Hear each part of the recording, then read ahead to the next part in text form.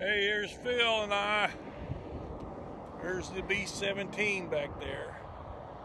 It's pretty cool. We were one of the first ones, and not the first ones to go through it today. Anyway, it's pretty awesome. Awesome. Nice to see up front and personal. Pretty cool. Hope y'all have a good day. Today, my good friend Phil Nillis and I got to go see a World War II airplane, a B17, the Flying Fortress. This is where the Bombardier Navigator sat, right up here, and it's a pretty neat area.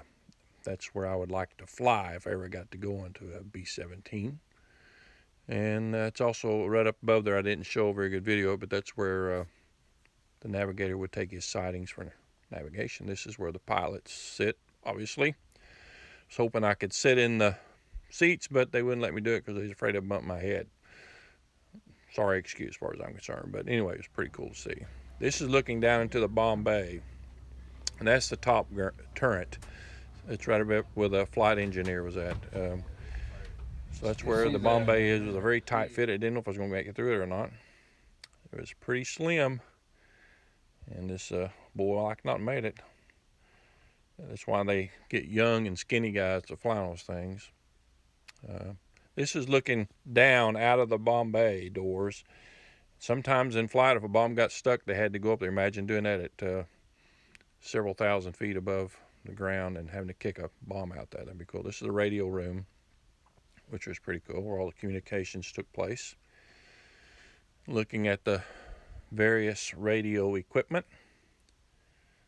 It's also another place you can ride if you wanted to pay for a ride on the plane, which I wished I could. I just can't afford it. Anyway, it's pretty neat. Looking at the top of the airplane towards the tail, over the right wing, looking up towards you can see the top turret there, gunner position, and the left wing, of course, right there. This is looking at the machine gun belt that goes down to the ball turret gunner, which was located on the bottom of the airplane. That's an oxygen bottle there. And you can see he's got quite a bit of ammunition. He's got to have that all fed down because he's in there and locked down. There's my friend Phil at the waist gun over the left wing. I'm on the right 50 caliber on the right wing. I'm enjoying that quite a bit. And they at first these guns were just opposite of one another, kind of on the waist of the plane. That's why they call it.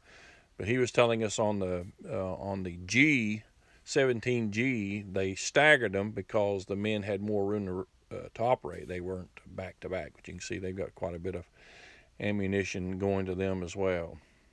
And anyway, it's part of the plane there. It's the gun facing out the side, which would be awful neat to stand there and look out when that plane is flying. This is looking back towards the tail gunner, and tail gunner for a reason. He's at the very end. You can't see it very well back there, but he had to crawl on his belly back to the back of the plane there, and he'd either sit or kneel. This is the ball turret gunner from the outside. Usually it had to be a very small man to climb in there, and there was often a place you didn't want to be. Sometimes those got locked where they couldn't get out and jammed, and they'd have to do a belly landing. It wasn't pretty. And this is the tail gunner's position from the outside. Twin 50s, like I said, either sitting or kneeling in there. Cramped position. It was a hot spot. Not too many of them survived. Not too many ball turret gunners survived. Looking up to the forward part of the plane. Pretty cool. Red tail.